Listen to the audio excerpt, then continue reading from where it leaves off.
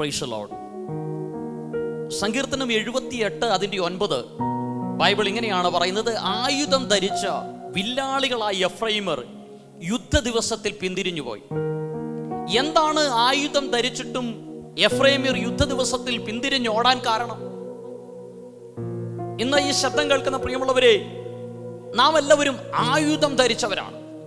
നാം എല്ലാവരും നിൽക്കുന്നത് ഒരു യുദ്ധക്കളത്തിലാണ്. എഫ്രൈമർ നിന്നത് ഒരു യുദ്ധക്കളത്തിലായിരുന്നു. അവർ ആയുധം ധരിച്ചവരായിരുന്നു. പക്ഷേ അവരെ കുറിച്ച് ബൈബിൾ പറയുകയാണ്, അവർ യുദ്ധ ദിവസത്തിൽ പിന്തിരിഞ്ഞുപോയി.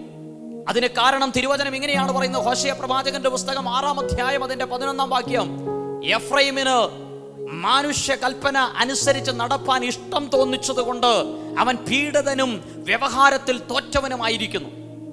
അപ്പോൾ നമ്മുടെ ജീവിതത്തിന്റെ അകത്ത് ആയുധം ധരിച്ചിട്ടും യുദ്ധക്കളത്തിലായിരുന്നിട്ടും നാം പരാജയപ്പെട്ടു പോകുന്നതിന്റെ, നാം തോറ്റുപോകുന്നതിന്റെ കാര്യമെന്ന് പറയുന്നത് നാം പലപ്പോഴും മനുഷ്യന്റെ കൽപ്പനകൾ അനുസരിച്ച് നടക്കുന്നത് കൊണ്ടാണ്. മാനുഷിക കൽപ്പനകൾ, മാനുഷിക ആലോചനകൾ നമ്മെ പരാജയത്തിലേക്ക് കൊണ്ടെത്തിക്കുവാനായിട്ടിടയായിത്തീരും. അതുകൊണ്ടല്ലേ ബൈബിൾ പറയുന്നത്, ദുഷ്ടന്മാരുടെ ആലോചന പ്രകാരം നടക്കാതെയും പാപികളുടെ വഴിയിൽ നിൽക്കാതെയും പരിഹാസികളുടെ ഇരിപ്പിടത്തിൽ ഇരിക്കാതെയും. അപ്പോൾ ദുഷ്ടന്മാരുടെ ആലോചന പ്രകാരം ഒരു ദൈവവേദൻ നടക്കുവാൻ പാടുള്ളതല്ല. അവൻ നടക്കേണ്ടത് ദൈവത്തിന്റെ ആലോചന പ്രകാരമായിരിക്കണം. ഹല്ലേലൂയ.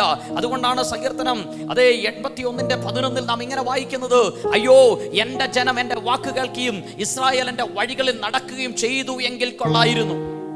അപ്പോൾ ദൈവത്തിന്റെ മക്കൾ, ദൈവത്തിന്റെ ജനം ദൈവത്തിന്റെ വഴികളിൽ, ദൈവത്തിന്റെ ആലോചന പ്രകാരം നടക്കുവാൻ ദൈവം ആഗ്രഹിക്കുകയാണ്. അപ്പോൾ യുദ്ധം ചെയ്യേണ്ടെന്ന് നാം, യുദ്ധക്കളത്തിലായിരിക്കുന്ന നാം ഒരിക്കലും മനുഷ്യന്റെ കൽപ്പനകൾക്ക് മുന്നേറുവാനായിട്ടിടയായിത്തീരരുത്. ഹോശേയ പ്രവാചകന്റെ പുസ്തകം 7-ാം അധ്യായം അതിന്റെ 8-9 വാക്യങ്ങളിൽ ബൈബിൾ വീണ്ടും ഇങ്ങനെ പറയുന്നു: എഫ്രൈം ജാതികളോട് ഇടകലർന്നിരിക്കുന്നു, എഫ്രൈം മറിച്ചിടാത്ത ദോശയാകുന്നു, അന്യജാതിക്കാർ അവന്റെ ബലം തിന്നുകളഞ്ഞു, എങ്കിലും അവൻ അറിയുന്നില്ല. അപ്പോൾ ഒരു ദൈവവൈതൽ അവൻ ലോകത്തോട് ഇടപഴകുമ്പോൾ അവൻ അറിയാതെ അവന്റെ ബലം ക്ഷയിച്ചു പോകുകയാണ്. അവൻ ദൈവഹിതമല്ലാത്ത ബന്ധങ്ങൾക്കകത്ത് അവൻ പെട്ടുപോകുമ്പോൾ, ആ ബന്ധങ്ങളിൽ അവൻ മുന്നേറുമ്പോൾ അവൻ അറിയാതെ അവന്റെ ബലം ക്ഷയിച്ചു പോകുകയാണ്. അതുകൊണ്ട് ഈ ദിവസങ്ങളിൽ നാം ആരെന്ന് തിരിച്ചറിഞ്ഞ് ആ ബോധ്യത്തിൽ നടക്കുവാനായിട്ടിടയായി തീരട്ടെ. ഇസ്രായേലിനെ കുറിച്ച് ബൈബിൾ പറയുന്നത് ഇങ്ങനെയാണ്: ഇതാ തനിച്ചു പാർക്കുന്ന ജനം, ജാതികളുടെ കൂട്ടത്തിൽ എണ്ണപ്പെടുന്നതുമില്ല. അവർ ആ ദൈവം പറഞ്ഞ ദൈവിക വിശുദ്ധിയും ദൈവിക വേർപാടിലും അവർ നിലനിൽക്കുവാനായിട്ടിടയായി തീർന്നപ്പോൾ അവരെ ശപിക്കുവാൻ വന്ന ആ ശാപവാക്കുകൾ പോലും അനുഗ്രഹമായി അവരുടെ ജീവിതത്തിന്റെ അകത്ത് മാറുവാനായിട്ടിടയായി തീർന്നു. ബിലയാം ശപിക്കാനായിട്ടാണ് വന്നത്. പക്ഷേ ആ ബിലയാമിന്റെ ശാപ വാക്കുകൾ പോലും യഹോവയാകുന്ന ദൈവം അവർക്ക് അനുഗ്രഹമാക്കി മാറ്റുവാനായിട്ടിടയായി തീർന്നു. അപ്പോൾ ജാതികളോട് നാം ഇടകലർന്നാൽ, വിലയേറിയ വേർപാടിന്റെ ഉപദേശത്തെ നാം മറന്നു കളഞ്ഞാൽ, അത് നമ്മുടെ ജീവിതത്തിന്റെ അകത്ത് അത് ശാപമായി മാറുവാനായിട്ടിടയായിത്തീരും, അത് പാപമായി മാറുവാനായിട്ടിടയായിത്തീരും. അപ്പോൾ എഫ്രൈം തോറ്റതിന്റെ രണ്ടാമത്തെ കാരണമെന്ന് പറയുന്നത് അത് ദൈവഹിതമല്ലാത്ത ബന്ധങ്ങൾക്കകത്ത് അവൻ പെട്ടുപോയതാണ്. ഒന്നാമത്തെ കാരണം ഞാൻ പറഞ്ഞു, അവൻ മാനുഷിക ആലോചനയ്ക്ക് അവൻ ചുവട് വെച്ചതാണ്. ഹല്ലേലൂയ. അപ്പോൾ ആവർത്തന പുസ്തകം 12:13 ബൈബിൾ ഇങ്ങനെയാണ് പറയുന്നത്: നിനക്ക് ബോധിക്കുന്നിടത്തൊക്കെയും നിന്റെ ഹോമയാഗങ്ങൾ കഴിക്കാതിരിപ്പാൻ സൂക്ഷിച്ചുകൊള്ളുക. അപ്പോൾ ഇസ്രായേൽ ജനത്തിന് അവർക്ക് ഇഷ്ടമുള്ളിടത്തും അവർക്ക് ബോധിച്ച സ്ഥലങ്ങളിലൊന്നും യാഗം കഴിക്കുവാൻ പ്രമാണമില്ലായിരുന്നു. അപ്പോൾ ആരാധിക്കുന്ന ഒരു ദൈവവൈതൽ ദൈവത്തെ വിശുദ്ധിയിൽ, വേർപാടിൽ ആരാധിക്കണമെന്ന് ദൈവം ആഗ്രഹിക്കുകയാണ്.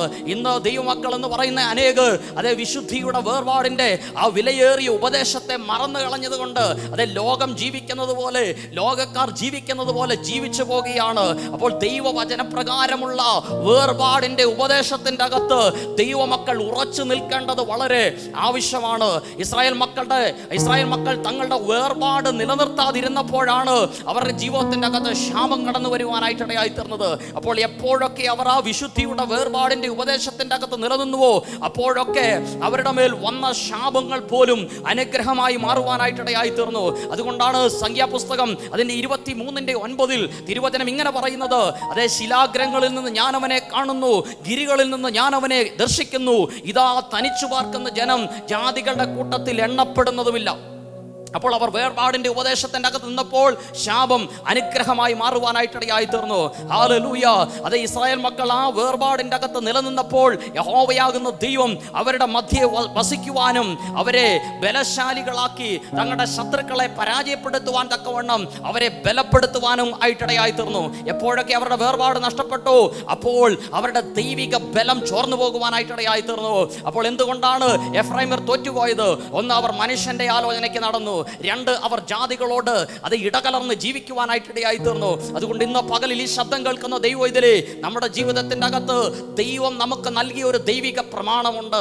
ആ പ്രമാണത്തിൻ്റെ അകത്ത് നിന്ന് നാം മുന്നേറുമ്പോൾ നാം പരാജയപ്പെട്ടു പോകത്തില്ല. യുദ്ധ ദിവസത്തിൽ നാം പിന്തിരിഞ്ഞോടത്തില്ല. നാം ജയാളികളായി നിൽക്കുവാനായിട്ടിടയായി തീരും. അതുകൊണ്ട് ദൈവവചനം പ്രമാണിച്ചുകൊണ്ട് അതേ ശക്തിയോടെ മുന്നേറാൻ ദൈവം നമ്മളെ സഹായിക്കട്ടെ എന്ന് പ്രാർത്ഥിച്ചുകൊണ്ട് ഞാൻ എൻ്റെ വാക്കുകൾക്ക് വിരാമം കുറിക്കുന്നു. ദൈവം നമ്മെ ഒരുമിച്ച് അനുഗ്രഹിക്കുമാറാകട്ടെ.